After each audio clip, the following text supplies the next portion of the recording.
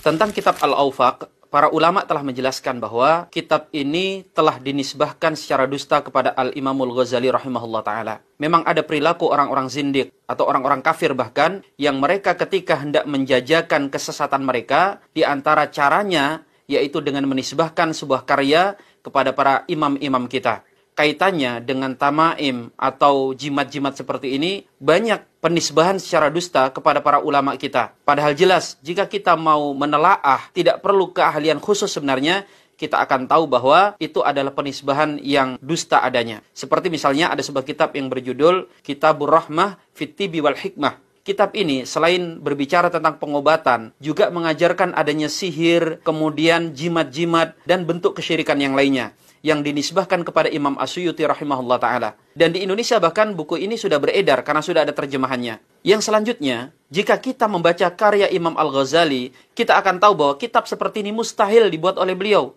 Apalagi kalau kita membaca karya beliau yang berjudul Al-Munqidh Minadh Dhalal. Itu kita akan tahu bahwa tidak mungkin sosok seperti Imam Al-Ghazali mengajarkan kita untuk membuat jimat-jimat yang dilarang dalam syariat. Yang selanjutnya, di dalam kitab Al-Awfaq, nyata sekali kesesatan dan kesyirikan yang diajarkan di dalam kitab tersebut. Misalnya kita dapati di situ diajarkan cara menyantet orang lain, yaitu dengan cara dibuatkan sebuah boneka, kemudian ditulis kalimat-kalimat seperti ini, dan kemudian ditanam di halaman rumah orang yang kita benci tersebut. Demikian juga di dalam kitab Al-Awfaq, itu disebutkan bahwa jika seseorang hendak merusak perkawinan orang lain, itu dengan menuliskan kalimat-kalimat seperti ini, nanti perempuan yang kita kirimi sihir ini akan memukul-mukul sendiri perutnya atau kemaluannya, yang akan menyebabkan dia kalau hamil akan keguguran. Bahkan dalam kitab tersebut diajarkan memanggil nama-nama tertentu, yang itu tentu bukan malaikat, karena malaikat tidak mungkin bisa dipanggil dan dijadikan sebagai khodam. Maka kemungkinannya itu adalah jin atau bahkan syaitan. Mustahil Al-Imamul Ghazali mengajarkan kita untuk memanggil nama-nama jin atau syaitan untuk dijadikan sebagai penolong dalam urusan kita.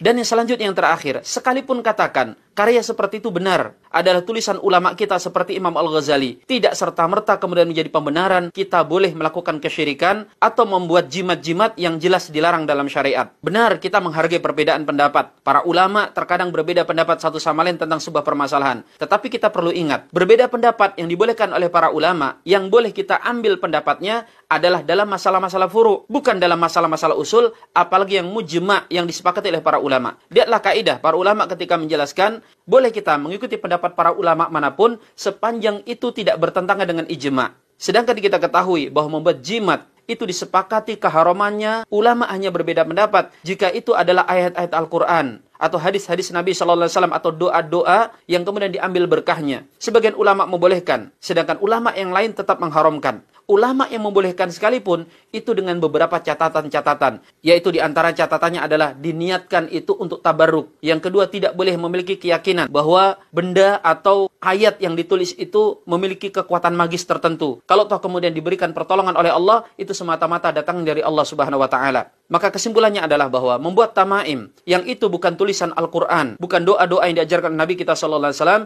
adalah sesuatu yang haram, dilarang, dan mereka yang mengajarkan kesyirikan atau kesesatan seperti ini mencoba melegalkan dengan menisbahkan secara dusta kepada para ulama-ulama kita. Maka berhati-hatilah.